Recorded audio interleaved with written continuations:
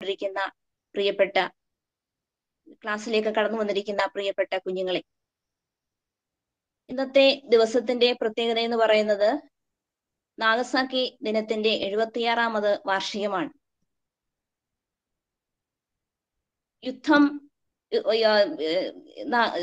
Hiroshima ദിനവും Nagasaki ദിനവും ഒക്കെ ആചരിക്കുന്നത്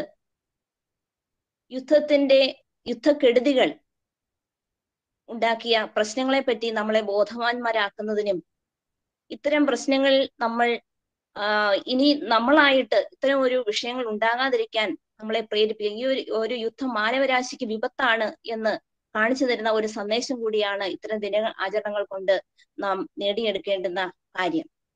അപ്പൊ അതിനെ വളരെ വിശദമായ രീതിയിൽ ക്ലാസ് എടുക്കുന്നതിന് പറ്റിയ ആളിനെ പറ്റി അന്വേഷിച്ചപ്പോൾ നമുക്ക് ലഭിച്ചത് മധുസാറിനെയാണ്.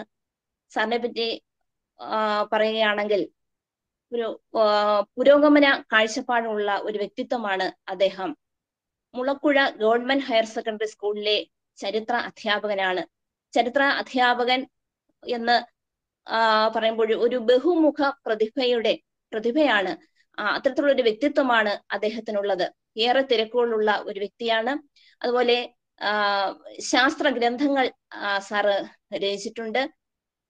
സാമൂഹ്യ പ്രസക്തിയുള്ള വിഷയങ്ങളെ പറ്റി ജനങ്ങളിലേക്ക് എത്തിക്കുന്ന കാക്കാരശ്ശി നാടകത്തിന്റെ രചനകൾ അദ്ദേഹം നടത്തിയിട്ടുണ്ട്.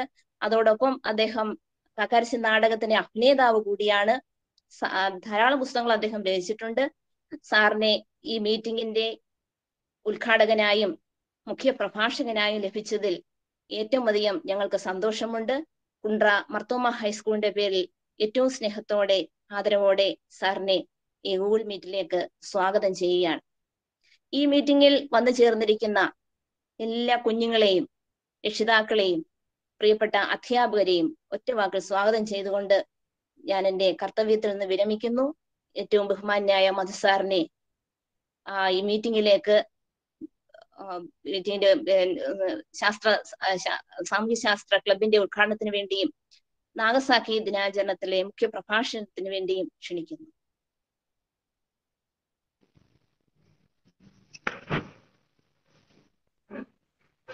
ബഹുമാന്യായ headmistress Shrimati Susan P Thomas teacher, ബഹുമാന്യരായ അധ്യാപകരെ, പ്രിയപ്പെട്ട വിദ്യാർത്ഥികളെ,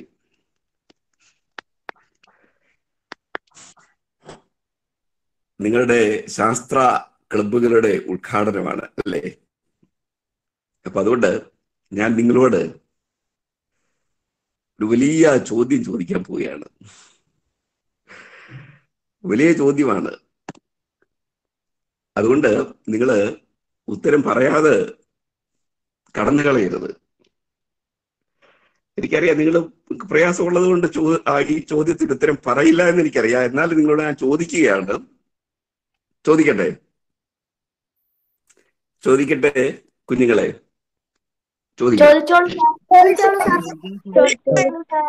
വലിയ പ്രയാസമുള്ള ഒരു ചോദ്യമാണ്. എന്തുപോലെ ശാസ്ത്ര ക്ലബിന്റെ ഉദ്ഘാടനം അല്ലേ? ആദ്യത്തെ ചോദ്യം,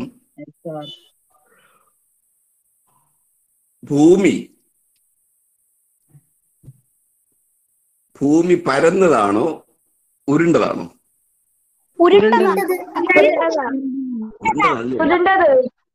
ആണോ? അപ്പൊ നിങ്ങൾ ഉത്തരം പറഞ്ഞല്ലോ അല്ലേ? ഓരോ പ്രയാസം കൂടാതെ നിങ്ങൾ ഉത്തരം പറഞ്ഞു, മിടുക്കല്. ഇനിയത്തെ ചോദ്യം നിങ്ങൾ ഒരിക്കലും പറയത്തില്ലെന്ന് എനിക്കറിയാം. അടുത്ത ചോദ്യം ചോദിക്കാൻ പോവാണ്. ഭൂമി സൂര്യനെയാണോ വലം വയ്ക്കുന്നത്, സൂര്യൻ ഭൂമിയെയാണോ? ഭൂമി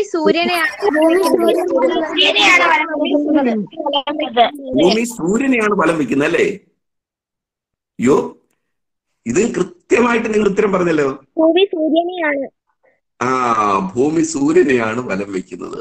അത് കൊള്ളാം. അപ്പൊ വളരെ കൃത്യമായിട്ട് നിങ്ങൾ ഉത്തരം പറഞ്ഞു. അപ്പോഴ് നിങ്ങൾ മിടുക്കര് കുട്ടികളാണ്. അപ്പൊ അതുകൊണ്ട് ഞാൻ നിങ്ങളെ ഒരു 500 വർഷത്തിന് പിന്നിലേക്ക് നിങ്ങളുടെ മനസ്സൊന്ന് കൊണ്ടുപോവുകയാണ്. അതായത് കൃത്യമായിട്ട് പറഞ്ഞാൽ 1543 1543 മുൻപ് ഞാനൊരു വർഷം പറഞ്ഞു. 1543 ഈ വർഷം നിങ്ങൾ മറക്കണ്ട. നിങ്ങൾ 1543 അല്ലെങ്കിൽ അതിന് മുൻപാണ്, അല്ലെങ്കിൽ ആ കാലഘട്ടത്തിലാണ് ജീവിച്ചിരിക്കുന്നത് എന്ന് നിങ്ങളൊന്ന് സങ്കല്പിക്കുക. സങ്കല്പിച്ചോ? നിങ്ങൾ സങ്കല്പിച്ചോ?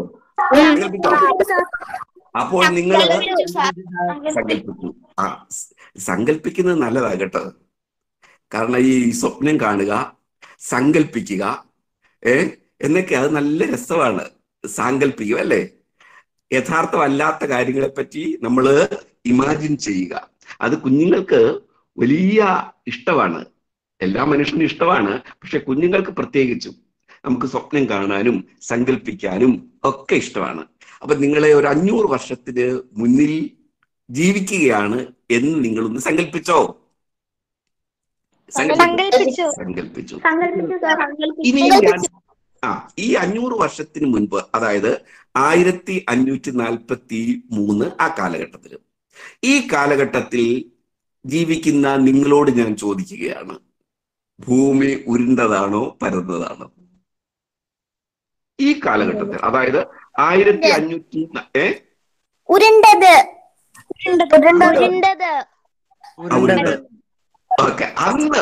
അന്ന് ആ കാലഘട്ടത്തിൽ ഒരു ചോദ്യം, 500 വർഷത്തിന് മുമ്പാണ് നിങ്ങൾ ജീവിച്ചിരിക്കുന്നത് എങ്കിൽ നിങ്ങൾ ഇപ്പം നല്ലപോലെ പഠിച്ചിട്ടാണ് നിങ്ങൾ പറയുന്നത് ഭൂമി ഉരുണ്ടതാണ് എന്നും ഭൂമി ചലിക്കുന്നു എന്നും ഭൂമി സൂര്യനെ വലം വയ്ക്കുന്നു എന്നും പ്രപഞ്ചത്തിന്റെ സൗരയൂഥത്തിന്റെ കേന്ദ്രം സൂര്യനാണ് എന്നും ഇന്ന് നിങ്ങൾക്ക് നന്നായി അറിയാം അല്ലെ? എന്നാൽ 500 വർഷത്തിന് മുൻപ് 500 വർഷത്തിന് മുൻപ് അങ്ങനെ ആരും വിശ്വസിച്ചിരുന്നില്ല. 500 വർഷത്തിന് മുൻപ് എല്ലാവരും കരുതിയത് ഭൂമി പരന്നതാണ് എന്നാണ്. മനസ്സിലായോ? ഭൂമി പരന്നതാണ്. അതുപോലെ തന്നെ ഈ പ്രപഞ്ചത്തിന്റെ കേന്ദ്രം, ഈ യൂണിവേഴ്സ്, ഈ പ്രപഞ്ചത്തിന്റെ കേന്ദ്രം ഭൂമിയാണ്. അന്നത്തെ വിശ്വാസമാണ്. അന്നത്തെ മനുഷ്യര് വിശ്വസിച്ചിരുന്നത് ഇങ്ങനെയാണ്, ഭൂമി പരന്നതാണ്, ഈ പ്രപഞ്ചത്തിന്റെ കേന്ദ്രം ഭൂമിയാണ്, ഭൂമിയെ സൂര്യൻ വലം വയ്ക്കുകയാണ്. മനസ്സിലായോ? വലം വയ്ക്കുകയാണ് എന്നാണ് അന്നത്തെ മനുഷ്യര്, അന്നത്തെ ജനങ്ങള് കരുതിയിരുന്നത്. അന്നത്തെ സാധാരണക്കാരായിട്ടുള്ള ആളുകൾ മാത്രമല്ല, അന്നത്തെ മഹാപണ്ഡിതന്മാര്, വലിയ വിജ്ഞാനം, അന്നത്തെ വിജ്ഞാനം, സമസ്ത വിജ്ഞാനത്തിന്റെയും ഉടമകളായ മഹാപണ്ഡിതന്മാരുടെ പണ്ഡിതന്മാർ വിശ്വസിച്ചിരുന്നത് അങ്ങനെയായിരുന്നു. ഭൂമി നിശ്ചലമായിട്ടിരിക്കുന്നു, സൂര്യൻ ചലിച്ചുകൊണ്ടിരിക്കുന്നു, സൂര്യൻ ഭൂമിയെ വലം വയ്ക്കുന്നു എന്നാണ്. പരന്നതായിരുന്നു ആണ് ഭൂമി എന്നാണ് അന്ന് കരുതിയിരുന്നത്. മനസ്സിലായല്ലോ? അന്ന് നിങ്ങൾ ഒരുപക്ഷെ ഭൂമി ഉരുണ്ടതാണ് എന്ന് പറഞ്ഞാൽ ആരും വിശ്വസിക്കുമായിരുന്നില്ല. ആരും വിശ്വസിക്കില്ല. സൂര്യൻ ഭൂമിയെ വലം വയ്ക്കുന്നു, അല്ലെങ്കിൽ ഈ ഭൂമി സൂര്യനെയാണ് വലം വയ്ക്കുന്നത് എന്ന് ആരെങ്കിലും പറഞ്ഞാൽ, നിങ്ങളിൽ ആരെങ്കിലും പറഞ്ഞാൽ ആരും തന്നെ വിശ്വസിക്കത്തില്ല എന്ന് മാത്രമല്ല, അതിനുള്ള ശിക്ഷയും നിങ്ങൾക്ക് കിട്ടും. അപ്പൊ ഇങ്ങനെ പ്രപഞ്ചത്തെ പറ്റിയുള്ള ആ സങ്കല്പ, ആ കാഴ്ചപ്പാടിന് പറയുന്ന പേരാണ് ജിയോസെൻട്രിക് മോഡൽ ഓഫ് യൂണിവേഴ്സ് എന്ന് പറഞ്ഞാൽ ഭൗമ കേന്ദ്രീകൃത പ്രപഞ്ച സങ്കല്പം ആണ്. മഹാചിന്തകന്മാരൊക്കെ അങ്ങനെയാണ് കരുതിയിരുന്നത്. ഭൂമി നിശ്ചലമാണ്, ഭൂമി ചലിക്കുന്നില്ല എന്നൊക്കെയാണ് വിശ്വസിച്ചിരുന്നത്. എന്നാൽ കോപ്പർനിക്കസ് എന്ന് പറയുന്ന ഒരു മഹാപണ്ഡിതൻ, ഒരു വലിയ പണ്ഡിതൻ, ഒരു ശാസ്ത്രജ്ഞൻ, കോപ്പർനിക്കസ് കേട്ടിട്ടുണ്ടല്ലോ? കോപ്പർനിക്കസ് കേട്ടിട്ടുണ്ട്. കോപ്പർനിക്കസ്, ഈ കോപ്പർനിക്കസ് പറഞ്ഞു, കോപ്പർനിക്കസ് ഒരു പുസ്തകം എഴുതി. കോപ്പർനിക്കസ് എഴുതിയ പുസ്തകത്തിന്റെ പേരാണ് ഡേ റെവല്യൂഷനബസ് ഓർബിയം സെലസ്റ്റിയം എന്ന് പറയുന്ന പുസ്തകമാണ്. ഡേ റെവല്യൂഷനബസ് ഓർബിയം സെലസ്റ്റിയം എന്ന് പറയുന്ന പുസ്തകം. ഈ പുസ്തകത്തിന്റെ ഇംഗ്ലീഷ് പരിഭാഷ, അതിന്റെ പേര് അത് revolution of the heavenly bodies എന്നാണ്. Revolution of the heavenly bodies എന്ന് പറഞ്ഞാൽ ഈ ആകാശഗോളങ്ങളുടെ ചലനം, ആകാശഗോളങ്ങളുടെ ഭ്രമണം എന്നാണ് ആ പുസ്തകത്തിന്റെ പേര്. 1543 എഴുതിയത്. ഈ പുസ്തകം പുറത്തു വന്നപ്പോൾ അതൊരു വലിയ വിപ്ലവമായിരുന്നു. അത് വലിയ വിപ്ലവം എന്ന് പറഞ്ഞാൽ അദ്ദേഹം ഈ പുസ്തകം പ്രസിദ്ധീകരിച്ചത് മരണശയ്യയിൽ കിടന്നാണ്. എന്ന് പറഞ്ഞാൽ മരിക്കും, ആ വർഷം തന്നെ അദ്ദേഹം മരിച്ചു, 1543. ഇല്ലായിരുന്നെങ്കിൽ അദ്ദേഹത്തിനെ കൊന്നേരി. കാരണം ആ പ്രപഞ്ച സങ്കല്പം, ആ അന്നത്തെ പ്രപഞ്ചത്തെ പറ്റിയുള്ള കാഴ്ചപ്പാടിന് വിരുദ്ധമായിട്ട് പറഞ്ഞതുകൊണ്ട് അദ്ദേഹത്തെ വധിക്കുമായിരുന്നു. അന്നത്തെ ഭരണകൂടം വധിക്കുമായിരുന്നു, കൊല്ലുമായിരുന്നു. ഇതറിയാമായിരുന്നത് കൊണ്ടാണ് മരണശയ്യയിൽ വെച്ച് ആ പുസ്തകം അദ്ദേഹം പുറത്തിറക്കിയത് 1543. അപ്പൊ ലോകത്തെ മാറ്റിമറിച്ച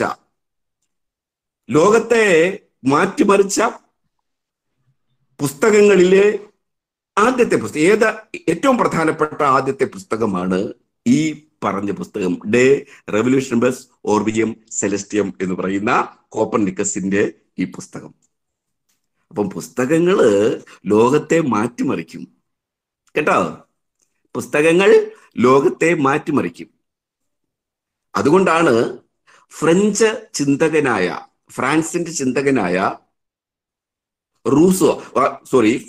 ചിന്തകനായ വോൾട്ടയർ, ഫ്രാൻസിലെ ചിന്തകനായിരുന്നു റൂസോ, വോൾട്ടയർ, മൊണ്ടേസ്ക്യൂ ഒക്കെ. ഞാനിപ്പം പരാമർശിക്കുന്നത് വോൾട്ടയറിനെ കുറിച്ചാണ്. വോൾട്ടയർ പറഞ്ഞത് പുസ്തകം ലോകം ഭരിക്കുന്നു എന്നാണ്. അപ്പൊ ലോകം ഭരിക്കുന്നത് എന്താണ്? പുസ്തകമാണ് ലോകം ഭരിക്കുന്നത് കേട്ടോ. ലോകം ഭരിക്കുന്നത് എന്താണ്? പുസ്തകമാണ് ലോകം ഭരിക്കുന്നത് എന്നാണ് വോൾട്ടയർ പറഞ്ഞത്. ഫ്രഞ്ച് ദാർശനികനായിരുന്നു വോൾട്ടയർ കേട്ടോ. അപ്പം ഫ്രഞ്ച് ചിന്തകനായ വോൾട്ടയർ പറഞ്ഞത് എന്താണ്? പുസ്തകം ലോകം ഭരിക്കുന്നു എന്നാണ്. അതുപോലെ തന്നെ ബെർത്തോൾഡ് ബ്രെഹ്ത്ത് എന്ന് പറയുന്ന ഒരു വലിയ ചിന്തകനും എഴുത്തുകാരനും ആയിട്ടുള്ള ഒരാളുണ്ടായിരുന്നു, ബെർത്തോൾഡ് ബ്രെഹ്ത്ത്. അദ്ദേഹം പറഞ്ഞത്, പട്ടിണിയായ മനുഷ്യ, നീ പുസ്തകം കയ്യിലെടുത്തോളൂ, പുത്തനൊരായുധമാണ് നിനക്കത്. അദ്ദേഹം പറഞ്ഞത് എന്താണ്? ബ്രെഹ്ത്ത് പറഞ്ഞത് എന്താണ്? പട്ടിണിയായ മനുഷ്യ, നീ പുസ്തകം കയ്യിലെടുത്തോളൂ, പുത്തനൊരായുധമാണ് നിനക്കത് എന്ന് പറഞ്ഞിട്ടുണ്ട്. അപ്പൊ ഞാൻ പറഞ്ഞത്, പുസ്തകം ലോകത്തെ മാറ്റിമറിക്കും, പുസ്തകങ്ങൾ. അതുകൊണ്ട് നിങ്ങൾക്ക് ലോകത്തെ മാറ്റിമറിക്കണമെങ്കിൽ, നിങ്ങൾക്ക് നിങ്ങളെ മാറ്റിമറിക്കണമെങ്കിൽ, നിങ്ങൾക്ക് ഈ സമൂഹത്തിൽ ചലനങ്ങൾ സൃഷ്ടിക്കണമെങ്കിൽ, ഒരു പുതിയ സമൂഹത്തെ സൃഷ്ടിക്കാൻ നിങ്ങൾ ആഗ്രഹിക്കുന്നു എങ്കിൽ, നിങ്ങളുടെ വളർച്ച നിങ്ങൾ ആഗ്രഹിക്കുന്നു എങ്കിൽ, നിങ്ങൾ എന്തെങ്കിലും ആയിത്തീരണം എന്നാഗ്രഹിക്കുന്നു എങ്കിൽ, നിങ്ങൾ പുസ്തകങ്ങൾ വായിക്കണം. നല്ല പുസ്തകങ്ങൾ വായിക്കണം. റീഡിങ് മേക്കറ്റ് എ മാൻ ഫുൾ എന്നാണ്. അപ്പം ഒരു മനുഷ്യനെ സമ്പൂർണ്ണ മനുഷ്യനാക്കി മാറ്റുന്നതാണ് പുസ്തകങ്ങൾ, നല്ല പുസ്തകങ്ങൾ. അപ്പൊ അതുകൊണ്ട് പുസ്തകങ്ങൾ വായിക്കണം. വായിക്കാൻ ഇഷ്ടമാണോ നിങ്ങൾക്ക് പുസ്തകങ്ങള്? എന്തൊക്കെ പുസ്തകങ്ങളാണ് നിങ്ങൾ വായിക്കുന്നത്? ഏതൊക്കെ തരത്തിലുള്ള പുസ്തകങ്ങളാണ് വായിക്കുന്നത്? കവിതകൾ വായിക്കും.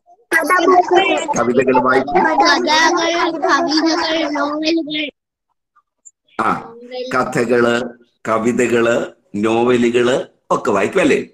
നിങ്ങള് വിജ്ഞാന സാഹിത്യങ്ങൾ വായിക്കുമോ? അറിവ് കിട്ടുന്ന സാഹിത്യങ്ങൾ വായിക്കുമോ? വിജ്ഞാന സാഹിത്യങ്ങൾ? പിന്നെ ഗാന്ധിജിയുടെ ബുക്കുകൾ എടുക്കും.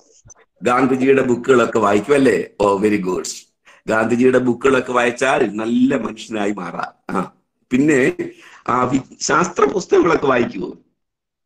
ശാസ്ത്ര പുസ്തകങ്ങള് നെഹ്റു ഒക്കെ എന്തോ എഴുത്തുകാരനായിരുന്നല്ലേ?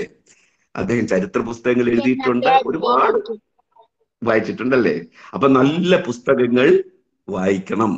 അപ്പൊ ഞാൻ പറഞ്ഞു വന്നത് 1543 കോപ്പർനിക്കസ് എഴുതിയ പുസ്തകത്തിന്റെ പേരാണ് ഒരു ഇത് ലോകത്തെ മാറ്റിമറിച്ച ഒരു പുസ്തകമാണ്. ലോകത്തെ തന്നെ മാറ്റിമറിച്ച പുസ്തകമാണ് കോപ്പർനിക്കസിന്റെ ഈ പുസ്തകം. അദ്ദേഹം ഈ പുസ്തകത്തിലൂടെ ഒരു പുതിയ ചിന്ത ലോകത്തിനു മുമ്പിൽ അവതരിപ്പിച്ചു. അദ്ദേഹത്തിന്റെ ചിന്ത, അദ്ദേഹം പറഞ്ഞത് എന്താണെന്നറിയാമോ? അദ്ദേഹം പറഞ്ഞത് അതേവരെയുള്ള വിശ്വാസത്തിന് വിരുദ്ധമായിരുന്നു. അന്നത്തെ ജിയോസെൻട്രിക്, ഭൂകേന്ദ്രീകൃത പ്രപഞ്ച സങ്കല്പത്തിനും അപ്പുറത്തേക്ക് അദ്ദേഹം ലോകത്തിന്റെ ചിന്തയെ, വിജ്ഞാന ലോകത്തിന്റെ ചിന്തയെ കൊണ്ടുചെന്നെത്തിച്ചു. അദ്ദേഹം പറഞ്ഞു, ഈ പ്രപഞ്ചത്തിന്റെ കേന്ദ്രം ഭൂമിയല്ല, പ്രപഞ്ചത്തിന്റെ കേന്ദ്രം ഭൂമിയല്ല. അദ്ദേഹം പറഞ്ഞത് ഈ പുസ്തകത്തിൽ ഡേ റെവല്യൂഷൻ ദ സോറിയം സെലസ്റ്റിയം എന്ന് പറയുന്ന പുസ്തകത്തിൽ അദ്ദേഹം പറഞ്ഞത് ഈ പ്രപഞ്ചത്തിന്റെ കേന്ദ്രം സൂര്യനാണ്. സൂര്യൻ ഭൂമിയെ വലം വയ്ക്കുകയല്ല, ഭൂമി സൂര്യനെ വലം വയ്ക്കുകയാണ് ചെയ്യുന്നത്. മറിച്ചാണ് സംഭവിക്കുന്നത്. നമുക്ക് തോന്നുന്നത്, നമ്മൾ നേരിൽ കാണുന്നതും മറിച്ചാണ്. നമ്മൾ കാണുന്നത് പോലെ അല്ല ഈ ലോകം സഞ്ചരിക്കുന്നത്, മറിച്ച് നമ്മൾക്ക് സങ്കല്പിക്കാവുന്നതിലും അപ്പുറമാണ്. അപ്പൊ അതുകൊണ്ട് അദ്ദേഹം പുതിയൊരു ലോകക്രമം വിജ്ഞാന ലോകത്തിനു മുമ്പാകെ അവതരിപ്പിച്ചു. ആ ലോകക്രമമാണ് ഹീലിയോസെൻട്രിക് തിയറി എന്ന് പറയുന്ന. നിങ്ങൾ ശാസ്ത്രം അതിന്റെ ഉദ്ഘാടനം ആയതുകൊണ്ടാണ് ഞാൻ ഇതൊക്കെ പറയുന്നത്. ഹീലിയോസെൻട്രിക് എന്ന് പറഞ്ഞാൽ കേന്ദ്രീകൃത പ്രപഞ്ച സങ്കല്പത്തിനും അതിനെ അട്ടിമറിച്ചുകൊണ്ട്, അതിനെ പുറത്താക്കിക്കൊണ്ട്, വിജ്ഞാന ലോകത്ത് നിന്നും അതിനെ പുറത്താക്കിക്കൊണ്ട് അദ്ദേഹം സൗര കേന്ദ്രീകൃത പ്രപഞ്ച സങ്കല്പം മുന്നോട്ട് വയ്ക്കുന്നു ഈ പുസ്തകത്തിലൂടെ. ഈ ആകാശഗോളങ്ങളുടെ ഭ്രമണം എന്ന് പറയുന്ന പുസ്തകത്തിലൂടെ അദ്ദേഹം മുന്നോട്ട് വെക്കുകയാണ്. അതൊരു വിപ്ലവമായിരുന്നു. അദ്ദേഹം പറഞ്ഞു, സൂര്യനെ ഭൂമിയാണ് വലം വയ്ക്കുന്നത്, ഭൂമിയും മറ്റ് ഗ്രഹങ്ങളുമാണ് വലം വയ്ക്കുന്നത്. ഭൂമി നിശ്ചലമായിട്ടിരിക്കുകയല്ല, ഭൂമി ചലിച്ചുകൊണ്ടിരിക്കുകയാണ്. ഭൂമി ഉരുണ്ടതാണ്, ഭൂമി ചലിച്ചുകൊണ്ടിരിക്കുന്നു, ഭൂമി സൂര്യനെ വലം വെച്ചുകൊണ്ടിരിക്കുന്നു. ഇത് സൗര കേന്ദ്രീകൃത പ്രപഞ്ച സങ്കല്പം ആണ്. ആ വർഷം തന്നെ അദ്ദേഹം മരിക്കുന്നുണ്ട്. അതിനുശേഷം ധാരാളം ആളുകള്, വിജ്ഞാന കുതുകികളായ ധാരാളം ഇദ്ദേഹത്തിന്റെ ശിഷ്യന്മാരും അല്ലാത്ത വിജ്ഞാനദാഹികളായ ആളുകളും ഈ കോപ്പർനിക്കസിന്റെ തിയറി, ആ സിദ്ധാന്തത്തെ പ്രചരിപ്പിക്കുന്നതിനോട് ശരിയാണോ എന്ന് നോക്കുന്നതിനും പ്രചരിപ്പിക്കുന്നതിന് വേണ്ടിയായിട്ട് മുന്നിട്ട് വന്നു. അത്തരത്തിൽ ഒരാളാണ് ഗലീലിയോ ഗലീലി എന്ന് പറയുന്ന ആള്. അദ്ദേഹം തന്നെ കണ്ടെത്തിയ ടെലിസ്കോപ്പിലൂടെ അദ്ദേഹം ആകാശഗോളങ്ങളെ അദ്ദേഹം വീക്ഷിക്കുകയാണ്, നോക്കുകയാണ്. അദ്ദേഹം കണ്ടെത്തിയ ആ ടെലിസ്കോപ്പിലൂടെ, അദ്ദേഹം സ്വന്തമായിട്ട് നിർമ്മിച്ചെടുത്ത ടെലിസ്കോപ്പിലൂടെ അദ്ദേഹം ആകാശഗോളങ്ങളെ നിരീക്ഷിച്ചപ്പോൾ അദ്ദേഹത്തിന് മനസ്സിലായി കോപ്പർനിക്കസിന്റെ ആ സിദ്ധാന്തം ശരിയാണ് എന്ന് മനസ്സിലായി. കോപ്പർനിക്കസിന്റെ സിദ്ധാന്തം. അദ്ദേഹം പുസ്തകം എഴുതി, ധാരാളം പുസ്തകങ്ങൾ അദ്ദേഹം എഴുതി, ഗലീലിയോയും എഴുതി. അങ്ങനെ ധാരാളം ആളുകള് ഈ ശാസ്ത്രം പ്രചരിപ്പിക്കുന്നതിനായിട്ട് മുന്നോട്ട് വരികയാണ്. അതുപോലെ ജിയോവാനി ബ്രൂണോ എന്ന് പറയുന്ന ആള്, അതുപോലെ തന്നെ കെപ്ലർ, ടൈക്കോ ബ്രാഹെ, ധാരാളം ആളുകൾ, ധാരാളം ശാസ്ത്രജ്ഞന്മാർ, ശാസ്ത്ര കുതികളായിട്ടുള്ള ആളുകൾ, മഹാപണ്ഡിതന്മാര് മുന്നോട്ട് വരികയും അങ്ങനെയാണ് ശാസ്ത്ര വിപ്ലവം എന്ന്, കോപ്പർനിക്കസ് വിപ്ലവം എന്നാണ് ഇതിന് പറയുന്നത്, കോപ്പർനിക്കസ് വിപ്ലവം. അപ്പൊ അങ്ങനെ പ്രപഞ്ചത്തെ പറ്റിയുള്ള ധാരണ മാറ്റി മറിക്കപ്പെടുകയാണ്. അതൊരു പുസ്തകമാണ് ചെയ്തത് എന്ന് ഓർക്കണം. ഇനി ഞാൻ വേറൊരു പുസ്തകം നിങ്ങളുടെ ശ്രദ്ധയിൽപ്പെടുത്താം. വേറൊരു പുസ്തകം. ആ പുസ്തകം പബ്ലിഷ് ചെയ്തത് 1859 ആ പുസ്തകം. അപ്പൊ എത്രയോ വർഷങ്ങൾക്ക് ശേഷമാണ് അല്ലേ? അപ്പം പ്രപഞ്ചത്തെ പറ്റിയുള്ള ധാരണ, നിലവിലുള്ള ധാരണയെ അട്ടിമറിച്ചുകൊണ്ട് കോപ്പർനിക്കസ് എഴുതിയ പുസ്തകം പബ്ലിഷ് ചെയ്ത് 1543 എങ്കിൽ മറ്റൊരു പുസ്തകം ലോകത്തെ മാറ്റിമറിച്ചു. അപ്പൊ ലോകത്തെ മാറ്റിമറിച്ചതെല്ലാം പുസ്തകങ്ങളാണ്. അതുകൊണ്ടാണ് പുസ്തകങ്ങൾ നിങ്ങൾ വായിക്കണം, നല്ല പുസ്തകങ്ങൾ വായിക്കണം എന്ന് പറയുന്നത്. കവിതകളും കഥകളും ഒക്കെ വായിക്കണം. കാരണം ഈ നോവലുകളിലൊക്കെ ധാരാളം മനുഷ്യരല്ലേ ഉള്ളത്. വ്യത്യസ്തരായ മനുഷ്യര് നോവലുകളില്, കഥകളിലും ഒക്കെ, കവിതകളിലും ഒക്കെ ധാരാളം വ്യത്യസ്തരായ മനുഷ്യരുണ്ട്. കുമാരനാശാന്റെ ചണ്ടാല ഭിക്ഷുകിയില് ആ കവിതയിൽ എത്ര നല്ല മനുഷ്യരുണ്ട് അല്ലേ? എത്ര ദാഹിക്കുന്നു എന്ന് പറഞ്ഞപ്പോൾ വെള്ളം കൊടുത്ത ആ പാവപ്പെട്ട പെൺകുട്ടി, അതുപോലെ തന്നെ ജാതിയും മതവും ഒന്നും നോക്കാതെ വെള്ളം ചോദിച്ച ആ ആനന്ദ ഭിക്ഷു, എല്ലാവരെയും സ്നേഹിക്കാൻ മാത്രം പഠിപ്പിച്ച ബുദ്ധ ഭഗവാൻ, എത്ര കഥാപാത്രങ്ങളാണ്. രാജാവ്, പ്രസേനജിത്ത് രാജാവ്, എത്ര കഥാപാത്രങ്ങളാണ് ഒരു കവിതയിലുള്ളത് അല്ലേ? ഈ കവിതയിലൂടെയൊക്കെ നമ്മള് ഈ ലോകത്തിലെ മനുഷ്യരായി മാറാൻ, നമ്മള് ആ മനുഷ്യരായിട്ട് മാറും. അവരുടെ ദുഃഖങ്ങള്, അവരുടെ വേദനകള് നമ്മളുടെ വേദനകളായിട്ട് മാറും. അവരുടെ സന്തോഷം നമ്മുടെ സന്തോഷമായിട്ട് മാറും. അവരുടെ ചിന്തകൾ നമ്മുടെ ചിന്തകളായിട്ട് മാറും. അതുകൊണ്ടാണ് നോവലൊക്കെ വായിക്കണം എന്ന് പറയുന്നത്. നല്ല മനുഷ്യനാകാൻ ഇത്തരത്തിലുള്ള പുസ്തകങ്ങൾ വായിക്കണം. ഈ വിജ്ഞാന സാഹിത്യങ്ങൾ, ശാസ്ത്ര പുസ്തകങ്ങൾ മാത്രം വായിച്ച പോരാ, കവിതകളും കഥകളും ഒക്കെ വായിക്കണം എന്ന് പറയുന്നത്. അതേസമയം തന്നെ വിജ്ഞാന സാഹിത്യങ്ങൾ വായിക്കണം. കാരണം ഈ ലോകത്തെ പറ്റി അറിയാൻ, ഈ ലോകം എന്താണ് എന്നറിയാൻ എന്ത് വായിക്കണം? വിജ്ഞാന സാഹിത്യങ്ങൾ വായിക്കണം. അതുപോലെ തന്നെ ചരിത്ര പുസ്തകങ്ങൾ വായിക്കണം. കാരണം നമുക്ക് മുൻപ് ഈ ലോകത്തിൽ എന്താണ് സംഭവിച്ചത് എന്ന് അറിയണമെങ്കിൽ ചരിത്ര പുസ്തകങ്ങൾ വായിക്കണം. അപ്പൊ എല്ലാ തരത്തിലുള്ള പുസ്തകങ്ങളും വായിക്കണം. ആ പുസ്തകങ്ങളാണ് ലോകത്തെ മാറ്റിമറിക്കുന്നത്. നിങ്ങളെയും മാറ്റിമറിക്കും നല്ല പുസ്തകങ്ങൾ. അപ്പൊ ഞാൻ മറ്റൊരു പുസ്തകം, ഈ ലോകത്തെ മാറ്റിമറിച്ച മറ്റൊരു പുസ്തകത്തിന്റെ പേര് ഞാൻ പറയാം. 1859 പുറത്തു വന്ന ആ പുസ്തകത്തിന്റെ പേര്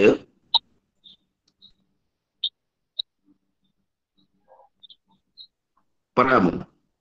1859 പറയാം ഞാന്. On the origin of species എന്നാണ് ആ പുസ്തകത്തിന്റെ പേര്. ആ പുസ്തകത്തിന്റെ പേരെന്താണ്?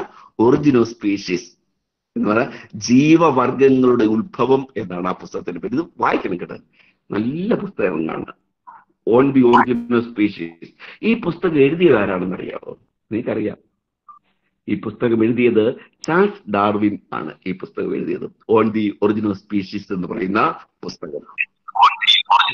അന്ന് വരെ അപ്പൊ കോപ്പർനിക്കസിന്റെ പുസ്തകം ലോകത്തെ ഞെട്ടിച്ചു അല്ലെ? ലോകത്തെ മാറ്റിമറിച്ചു. പ്രപഞ്ചത്തെ പറ്റിയുള്ള മനുഷ്യന്റെ ധാരണയെ മാറ്റിമറിച്ചത് കോപ്പർനിക്കസിന്റെ പുസ്തകമാണെങ്കിൽ, ജീവരാശിയുടെ ജീവലോകത്തെ പറ്റിയുള്ള മനുഷ്യവർഗത്തിന്റെ, വിജ്ഞാന ലോകത്തിന്റെ അടക്കമുള്ള മനുഷ്യവർഗത്തിന്റെ ധാരണയെ കടപുഴക്കിയത് ഈ പുസ്തകമാണ്. On the origin of species എന്ന് പറയുന്ന ഈ പുസ്തകമാണ്. ഈ പുസ്തകം ചാൾസ് ഡാർവിനാണ് എഴുതിയത്. അപ്പൊ ചാൾസ് ഡാർവിൻ ഈ പുസ്തകം എഴുതുന്നതിന് മുൻപ് ധാരണ എന്ന് പറയുന്നത്, ഈ ജീവലോകം എന്ന് പറയുന്നത് നിശ്ചലമായ ഒന്നാണ് ജീവലോകം. അപ്പം ലോകം നിശ്ചലമാണ് എന്ന് കോപ്പർനിക്കസിന്റെ മുമ്പ് കരുതിയിരുന്നത് പോലെ തന്നെ ഈ ജീവലോകവും നിശ്ചലമാണ്, മാറ്റമില്ലാത്തതാണ് ഈ ലോകം. എന്താണ് ജീവലോകത്തെ പറ്റിയുള്ള മനുഷ്യന്റെ ധാരണ അങ്ങനെയായിരുന്നു. ഈ പുസ്തകത്തിൽ അദ്ദേഹം പറഞ്ഞു, ഈ ജീവലോകം മുഴുവനും മാറിക്കൊണ്ടിരിക്കുന്നു, മാറ്റത്തിന് വിധേയമാണ്. ഈ ജീവലോകം മുഴുവനും മാറ്റത്തിന് വിധേയമാണ്, മാറിക്കൊണ്ടിരിക്കുന്നു. കാരണം ഇന്നത്തെ മനുഷ്യനെ പോലെ ആയിരുന്നില്ല 1,00,000 വർഷങ്ങൾക്ക് മുമ്പുള്ള മനുഷ്യൻ, അല്ലെങ്കിൽ 10,00,000 വർഷങ്ങൾക്ക് മുമ്പുള്ള മനുഷ്യൻ, അല്ലെങ്കിൽ ദശലക്ഷ കണക്കിന് വർഷങ്ങൾക്ക് മുമ്പുള്ള മനുഷ്യൻ ഇത്തരത്തിലായിരുന്നില്ല എന്ന് അദ്ദേഹം പറഞ്ഞു. ഏതോ ഒരു വർഗത്തിൽ നിന്നും വർഗങ്ങളിൽ നിന്ന് രൂപപ്പെട്ടതാണ് ഈ മനുഷ്യൻ. മാറ്റത്തിന് വിധേയമായി ഈ അവസ്ഥയിൽ എത്തി നിൽക്കുന്നതാണ് ഈ മനുഷ്യൻ. മനുഷ്യൻ മാത്രമല്ല, എല്ലാ ജീവജാലങ്ങളും, ജീവനുള്ള എല്ലാ വസ്തുവും ഇങ്ങനെ പരിവർത്തനത്തിന് വിധേയമായി വന്നതാണ്. ചെടികളും വൃക്ഷങ്ങളും അതുപോലെ തന്നെ പക്ഷികളും മനുഷ്യനടക്കമുള്ള ജീവജാലങ്ങൾ എല്ലാം മാറ്റത്തിന് വിധേയമായതാണ് എന്ന് ഈ പുസ്തകത്തിലൂടെ അദ്ദേഹം പറഞ്ഞു. ഈ മാറ്റം സംഭവിക്കുന്നത് ചാൾസ് ഡാർവിൻ ചാൾസ് ഡാർവിന് മുമ്പ് തന്നെ പരിണാമത്തെ കുറിച്ച് പലരും പറഞ്ഞിരുന്നു. ചാൾസ് ഡാർവിന് മുമ്പ് തന്നെ, ചാൾസ് ഡാർവിന്റെ അപ്പൂപ്പൻ തന്നെ പരിണാമത്തെ പറ്റി പറഞ്ഞ ആളാണ് ഇറാസ്മസ് ഡാർവിൻ എന്ന് പറയുന്ന ആള്. പക്ഷെ ചാൾസ് ഡാർവിന്റെ സംഭാവന എന്താണ് എന്ന് ചോദിച്ചാൽ, ചാൾസ് ഡാർവിൻ അദ്ദേഹത്തിന്റെ പുസ്തകത്തിൽ പറയുന്നത് ഈ മാറ്റങ്ങളുടെ സിദ്ധാന്തം പറയാണ്. എങ്ങനെയാണ് ഈ മാറ്റം സംഭവിച്ചത്, ഈ എവല്യൂഷൻ സംഭവിച്ചത് എങ്ങനെയാണ് എന്നാണ് ആ തിയറി അദ്ദേഹം മുന്നോട്ട്. അദ്ദേഹത്തിന്റെ വലിയ സംഭാവന അതാണ്. അദ്ദേഹം പറഞ്ഞത് ഈ മാറ്റം സംഭവിച്ചത് ഒരു വലിയ പ്രക്രിയയിലൂടെയാണ്. അതിന് അദ്ദേഹം പേരിട്ടത് നാച്ചുറൽ സെലക്ഷനിലൂടെയാണ്. നാച്ചുറൽ സെലക്ഷൻ എന്ന് പറഞ്ഞാൽ പ്രകൃതിദത്തമായ തെരഞ്ഞെടുപ്പിലൂടെയാണ് ഈ ജീവലോകം നിലനിൽക്കുന്നതും ഇതിന്റെ മാറ്റത്തിന് വിധേയമായി കൊണ്ടിരിക്കുന്നതും പരിണാമം സംഭവിക്കുന്നതും ഇത്തരത്തിൽ നാച്ചുറൽ സെലക്ഷനിലൂടെയാണ് എന്ന് അദ്ദേഹം പറയുകയാണ്. അദ്ദേഹത്തിന്റെ ഏറ്റവും വലിയ സിദ്ധാന്തം ഇതാണ്. അതുകൊണ്ട് തന്നെ സർവൈവൽ ഓഫ് ദ ഫിറ്റസ്റ്റ്, ഈ ഭൂമിയിൽ ജീവിക്കാനുള്ള അർഹതയുള്ള ജീവജാലങ്ങൾ മുഴുവനും ജീവിക്കും, അല്ലാത്തവ ചത്തൊടുങ്ങും. ഇതാണ് നാച്ചുറൽ സെലക്ഷന്റെ ഒരു തിയറി. ഇതാണ് ഈ ഭൂമിയിലെ കഴിയുമെങ്കിൽ മാത്രം നിലനിൽക്കുകയും അല്ലാത്തവ ചത്തൊടുങ്ങുകയും ചെയ്യും എന്ന് അദ്ദേഹം പറഞ്ഞു, ചാൾസ് ഡാർവിൻ. അപ്പൊ ജീവലോകം പരിണാമത്തിന് വിധേയമാണ്, മാറിക്കൊണ്ടിരിക്കുന്നു. ഈ മാറ്റം ഉണ്ടായത് ഉൾപരിവർത്തനം കൊണ്ടാണ്. മ്യൂട്ടേഷൻ എന്ന് പറയും. ഈ വാക്ക് നമ്മൾ ഇപ്പൊ നിരന്തരം കേൾക്കുന്നതാണ്. കൊറോണ വന്നതിന് ശേഷം നമ്മൾ നിരന്തരം കേൾക്കുന്നതാണ് മ്യൂട്ടേഷൻ എന്ന് പറയുന്നത്. ഉൾപരിവർത്തനം, മ്യൂട്ടേഷൻ. ഈ മ്യൂട്ടേഷനിലൂടെയാണ് മാറ്റം, എവല്യൂഷൻ സംഭവിക്കുന്നത് എന്നാണ് ഈ സിദ്ധാന്തം എന്ന് പറയുന്നത്. അപ്പോൾ ഈ പുസ്തകം ഓൺ ദി ഒറിജിനൽ സ്പീഷീസ് എന്ന് പറയുന്ന ഈ പുസ്തകം ലോകത്തെ മാറ്റിമറിച്ചു. അപ്പൊ ജീവരാശിയെ പറ്റിയുള്ള സങ്കല്പത്തിനെ, ജീവലോകത്തെ പറ്റിയുള്ള സങ്കല്പത്തെ മാറ്റിമറിച്ചു. പിന്നീടുള്ള മാറ്റം, ലോകത്തിന്റെ മാറ്റം അതിവേഗത്തിലായിരുന്നു. ജീവശാസ്ത്രത്തിന്റെ മാറ്റം അതിവേഗത്തിലായിരുന്നു. അപ്പൊ കോപ്പർനിക്കസിന്റെ സിദ്ധാന്തത്തിന് ശേഷം എത്രമാത്രമാണ് വാനനിരീക്ഷണ ശാസ്ത്രം, ജ്യോതിശാസ്ത്രം എത്രമാത്രം വേഗത്തിലാണ് മാറിയത്, വലിയ പുരോഗതിയാണ് ഉണ്ടായത്. അതിനുശേഷമുണ്ടാകുന്ന ഏറ്റവും വലിയ വിപ്ലവകരമായ ജീവശാസ്ത്ര രംഗത്ത്, ജീവലോക രംഗത്ത് വിപ്ലവകരമായ മാറ്റമാണ് ഈ പുസ്തകത്തിന്റെ പ്രസാധനത്തിന് ശേഷം ഉണ്ടായത്. ഈ ഓൺ ദി ഒറിജിനൽ സ്പീഷീസ് എന്ന് പറയുന്ന പുസ്തകത്തിന് ഉണ്ടായത്.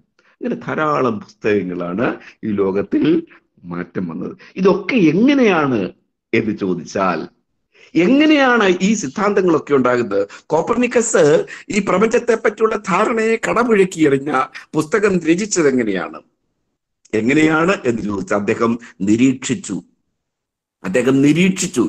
ഈ പ്രകൃതിയെ അദ്ദേഹം നിരീക്ഷിച്ചു, ആകാശഗോളങ്ങളെ അദ്ദേഹം നിരീക്ഷിച്ചു. അങ്ങനെയാണ്. അപ്പൊ ശാസ്ത്രത്തിന്റെ ഒരു രീതി അതാണ്. ശാസ്ത്രത്തിന്റെ രീതി എന്ന് പറയുന്നത് നമ്മൾ സംശയിക്കുക. എന്തുകൊണ്ട്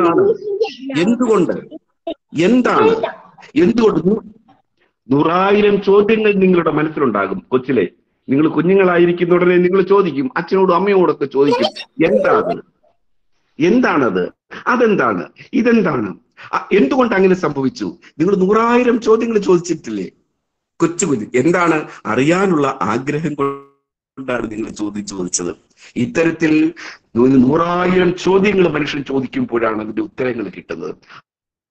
ഉത്തരങ്ങളാണ് ഈ കണ്ടെത്തലുകൾ മുഴുവനും. നമുക്ക് ചുറ്റുപാടുമുള്ള ഈ കണ്ടെത്തലുകൾ മുഴുവനും ധാരാളം ചോദ്യങ്ങളുടെ ഉത്തരങ്ങളാണ്. അതുകൊണ്ടാണ് നിങ്ങൾ നിരന്തരം ചോദിച്ചുകൊണ്ടിരിക്കണം എന്ന് പറയുന്നത്. നിരന്തരം ചോദിച്ചുകൊണ്ടിരിക്കണം. ആ നിരന്തരമായ ചോദ്യമാണ്, ആ ചോദ്യങ്ങളുടെ ഉത്തരമാണ് പുതിയ ഈ ലോകത്തെ സൃഷ്ടിച്ചു തന്നെ. നമുക്ക് നമ്മുടെ ചുറ്റുപാട് നമുക്ക് എന്ത് സൗകര്യമാണ് ഇപ്പോൾ ഉള്ളത്, അല്ലെ? എത്ര സൗകര്യമാണ്. ഞാൻ ഇവിടെ ഇരുന്നുകൊണ്ട് നിങ്ങളോട് സംസാരിക്കുന്നു, അല്ലെ? എത്രമാത്രം സൗകര്യമാണ് ഈ ലോകത്തിലുള്ളത്. ഈ സുഖവും സൗകര്യവും ഒക്കെ നൽകിയത് ശാസ്ത്രത്തിന്റെ കണ്ടുപിടുത്തങ്ങളാണ്. ശാസ്ത്രമാണ് കണ്ടെത്തിയത് ഇതെല്ലാം.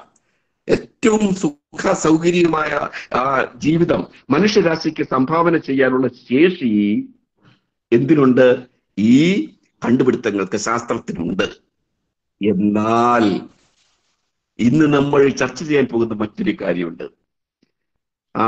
ആ മറ്റൊരു കാര്യമാണ് നാഗസാക്കിയെ കുറിച്ച്. ഇവിടെ എച്ച്.എം. സൂചിപ്പിച്ചു, നിങ്ങളുടെ പ്രിയപ്പെട്ട ടീച്ചർ സൂചിപ്പിച്ചു നാഗസാക്കിയെ പറ്റി.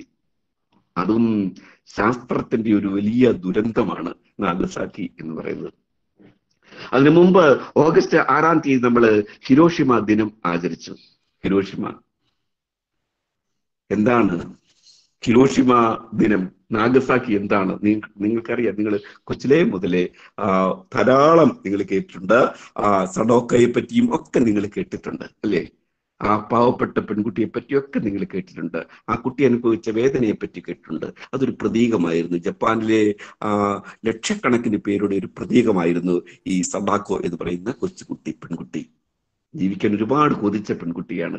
പക്ഷേ ജീവിതം എന്താണെന്ന് അറിയുന്നതിന് മുമ്പ് തന്നെ മരണത്തിന് കീഴടങ്ങേണ്ടി വന്നു. അതിന്റെ കാരണം യുദ്ധമാണ്. എന്തുകൊണ്ടാണ് ഇങ്ങനെ യുദ്ധം സംഭവിക്കുന്നത്? മനുഷ്യൻ തമ്മിൽ തല്ലി മരിക്കുന്നത് എന്തുകൊണ്ടാണ്? നമ്മുടെ മനസ്സിൽ വലിയൊരു ചോദ്യമാകേണ്ടതാണ്. എന്തുകൊണ്ടാണ് ഇങ്ങനെ മനുഷ്യൻ തമ്മിൽ തല്ലുന്നത്? എല്ലാ മനുഷ്യരും തുല്യരാണ് എന്ന് പറയുന്ന അമേരിക്കൻ സ്വാതന്ത്ര്യ സമരവും ഒക്കെ നമ്മൾ പഠിച്ചതാണ്, അല്ലെങ്കിൽ വായിച്ചറിയുന്നതാണ്. എല്ലാ മനുഷ്യന്റെ സമത്വത്തെ പറ്റി ഫ്രാൻസിലെ തത്വചിന്തകന്മാരും ഒക്കെ പറഞ്ഞിട്ടുണ്ട്. നല്ല മനുഷ്യരും പറഞ്ഞിട്ടുണ്ട്. നമ്മളെല്ലാം ഒന്നാണ്, എല്ലാ മനുഷ്യരും ഒന്നാണെന്ന് എല്ലാ നല്ല മനുഷ്യരും പറഞ്ഞിട്ടുണ്ട് ലോകത്തിലെ. മഹാത്മാഗാന്ധിയെ പറ്റി നിങ്ങൾ പറഞ്ഞു, അല്ലേ? മഹാത്മാഗാന്ധിയും ജവഹർലാൽ നെഹ്റുവും ഒക്കെ അടക്കമുള്ള എത്രയോ എല്ലാ നല്ല മനുഷ്യരും പറഞ്ഞിട്ടുള്ളത് നമ്മൾ എല്ലാവരും ഒന്നാണ്, സ്നേഹിക്കാൻ മാത്രമാണ് എല്ലാവരും. അങ്ങനെയാണ് പറഞ്ഞത്. പക്ഷേ അങ്ങനെയല്ല ഈ ലോകത്തിൽ സംഭവിക്കുന്നത്. എന്തുകൊണ്ടാണ്? ഒറ്റ ഉത്തരവേ ഉള്ളതിന്.